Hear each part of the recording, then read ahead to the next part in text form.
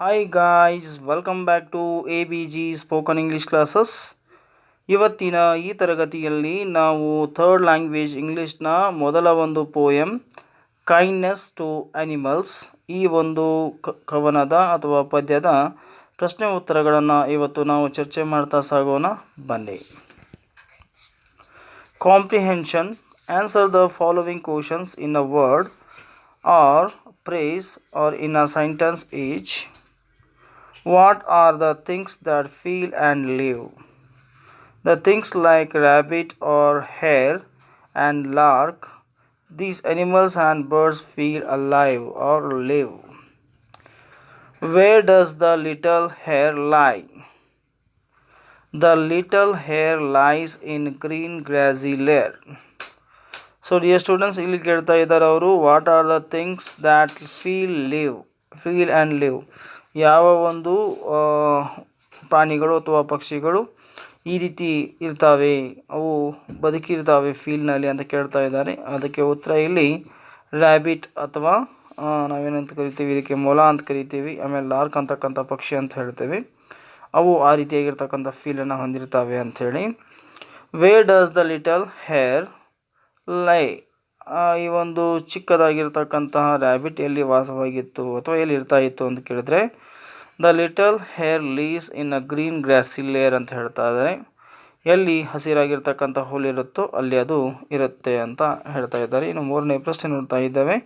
ಇದು fill in the blanks ಇದೆ. We call the hair a timid animal because. ನಾವು ರ್ಯಾಬಿಟನ್ನು ಏನಂತ ಕರಿತಾ ಇದ್ದೇವೆ ಅಂತಂದರೆ, ಅದನ್ನು ಟಿಮಿಡ್, ಭಾಳಷ್ಟು ಅಂಜಬುರುಕ ಪ್ರಾಣಿ ಅಂತ ಕರಿತಾ ಇದ್ದೇವೆ. ಯಾಕಂದರೆ it afraid for humans and other animals. ಅದು ಮನುಷ್ಯರಿಗೂ ಮತ್ತು ಇತರ ಒಂದು ಪ್ರಾಣಿಗಳಿಗೆ ಹೆದರುತ್ತೆ ಆ ಕಾರಣಕ್ಕಾಗಿ ಅಂಥೇಳಿ. ಇನ್ನು ನಾಲ್ಕನೇ ಪ್ರಶ್ನೆ, where does the lark fly. ಈ ಲಾರ್ಕ್ ಅಂತಕ್ಕಂಥ ಪಕ್ಷಿ ಎಲ್ಲಿ ಹಾರಾಡುತ್ತೆ ಅಂತ ಕೇಳ್ತಾ ಇದ್ದಾರೆ. The lark flies to the bright window of the sky ಅಂತ ಹೇಳ್ತಾ ಇದ್ದಾರೆ. ಇಲ್ಲಿ ಇಡೀ ಸ್ಕೈನಲ್ಲಿ ಹಾರಾಡ್ತಾ ಇರುತ್ತೆ. ಅದನ್ನು ಇಲ್ಲಿ ಅವರು ಹೋಲಿಕೆ ಮಾಡಿದ್ದಾರೆ ಬ್ರೈಟ್ ವಿಂಡೋ ಅಂಥೇಳಿ. ನೆಕ್ಸ್ಟ್ ಬರ್ತಕ್ಕಂಥದ್ದು, the lark sings happily during spring. ಈ ಲಾರ್ಕ್ ಅಂತಕ್ಕಂತಹ ಒಂದು ಪಕ್ಷಿ ಯಾವ ಒಂದು ಸೀಸನ್ನಲ್ಲಿ ಹಾಡುತ್ತೆ ಅಂತ ಕೇಳಿದಾಗ ಅದು ಸ್ಪ್ರಿಂಗ್, ವಸಂತ ಕಾಲದಲ್ಲಿ ಹಾಡುತ್ತೆ ಅಂತಕ್ಕಂಥದ್ದು. The speaker in this poem is the poet. ಈ ಒಂದು ಪೋಯೆಟನೇ ಈ ಒಂದು ವಾಕ್ಯವನ್ನು ಅಥವಾ ಈ ಒಂದು ಪೋಯಮನ್ನು ಹೇಳಿದ್ದಾನೆ. Answer the following questions in 3 or 4 sentences each. How does robin repay the children? Little children allowed the robin to eat its food crumbs which little children saved at their home. So robin repays children with a song. What advice does the poet give to the children? The poet advises the children about being kind to all living creatures. The poet wants the birds, animals and creatures to live happily. It is cruel to hurt or frighten them.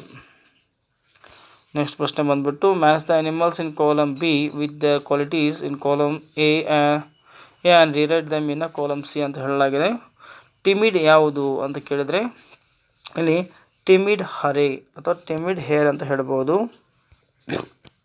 Timid ಯಾವುದು ಅಂತಂದರೆ timid hair ಅಂದರೆ ಇದಕ್ಕೆ ಸರಿಯಾದ ಉತ್ತರ ಇಲ್ಲಿದೆ. ಕನ್ನಿಂಗ್ pox and ಪೆರೋಸಿಯಸ್ lion, ನಾಟಿ monkey, poisonous snake. ಈ ರೀತಿಯಾಗಿರ್ತಕ್ಕಂಥ ಉತ್ತರಗಳು ಸರಿಯಾಗಿವೆ ಸ್ನೇಹಿತರೆ. ಇದನ್ನು ಸರಿಯಾಗಿ ನೋಡ್ಕೊಂಡ್ಬಿಟ್ಟು ಉತ್ತರಗಳನ್ನು ಬರೀರಿ. ಇನ್ನು ಮುಂದಿನ ಪ್ರಶ್ನೆ ನೋಡೋಣ.